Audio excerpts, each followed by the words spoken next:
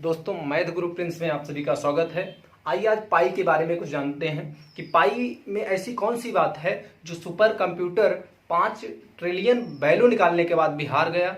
और पाई डे कब मनाया जाता है? पाई डे का सर अल्बर्ट आइंस्टीन और स्टीफन हॉकिंग का क्या रिलेशन है, और पाई क्या होता है, क्यों होता है, कैसे होता है, ये सारी चीजें आइए हम आज देखते हैं। पाई क्या होता है दोस्तों? यह जैसे इंग्लिश अल्फाबेट में 16 लेटर पे पी आता है, वैसे ही ग्रीक लेटर में 16वां अक्षर पाई होता है, वहीं से लिया गया है। और पाई कब इन्वेंट हुआ, इसके बारे में आइए जानते हैं। पाई जैसे हमें कहीं दूर देशों में या कहीं किसी से बात करने की आवश्यकता हुई तो हमने फोन को इन्वेंट कर दिया। हमें ठंडे पानी की आवश्यकता हुई, ठंडी चीज की आवश्यकता हुई, हमने फ्रिज को इन्वेंट कर दिया। हमें गर्मी लगने लगी, हमने कूलर को इन्वेंट कर दिया। वैसे ही पहले एक जगह से दूसरे जगह पर सामान ले जाने में काफी दिक्कत हो रही थी। उसके लिए, उस दिक्कत को हटाने के लिए एक गाड़ी का यूज किया गया, गाड़ी बनाया गया। और गाड़ी में पहिए की आवश्यकता हुई। और पहिया क्या हुआ कि पहिया उसमें जो बनाया गया वो एक्यूरेट गोल नहीं बना। जब पहिया गोल नहीं बना, कहीं ना कहीं टेढ़ा हो जाता था, जिससे सामान जब ले जाते थे सामान गिरने का डर बना रहता था। अब क्या हुआ, तो वही पहिया को सीधा सही बनाने के लिए, पहिया एक्यूरेट गोल बनाने के लिए उसमें बताया गया कि इसका जो डायमीटर होगा, व्यास होगा, वह 7 यूनिट होना चाहिए। व्यास इसका 7 यूनिट होना चाहिए। और इसका सरकमफ्रेंस यानी परिधि जो होता है वह कितना होना चाहिए? इसकी परिधि 22 यूनिट होनी चाहिए। इसकी परिधि 22 यूनिट होनी चाहिए। और इन्हीं दोनों के रेशियो से ही पहिए का निर्माण हुआ। इससे यह पता चला कि जब भी डायमीटर हमारा 7 यूनिट होगा तो सरकमफ्रेंस कितना होना चाहिए? 22 यूनिट होना चाहिए। तभी जाके एक्यूरेट एक पहिया तैयार होगा। आइए देखते हैं, यहां पे रेशियो बना C upon mean circumference upon diameter. Circumference upon diameter equal to क्या बन गया?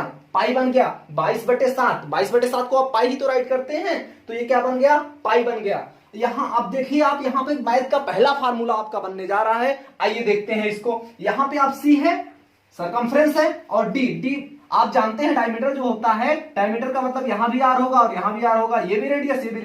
डायमीटर बराबर 2 रेडियस होता है, तो यहां हम 2r रख देंगे इज इक्वल टू पाई। ये देखिए आपका C बराबर 2 पाई आर, ये आपका हो गया सरकमफ्रेंस ऑफ सर्कल का फार्मूला हो गया।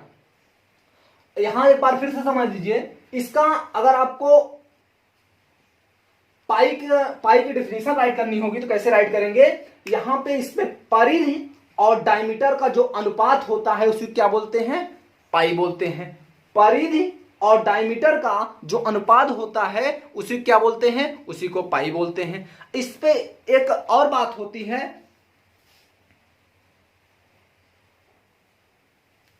अब इसमें वैल्यू निकालने की बात आई, तो वैल्यू जब सुपर कंप्यूटर इसका निकालने गया तो वो कम से कम 5 ट्रिलियन वैल्यू इसका निकाला। उसके बाद वो हार गया, वो बोला भैया हमसे हो नहीं पाएगा। अब यहां पे आप जानते हैं 22/7 की वैल्यू क्या होती है और पाई की वैल्यू क्या होती है।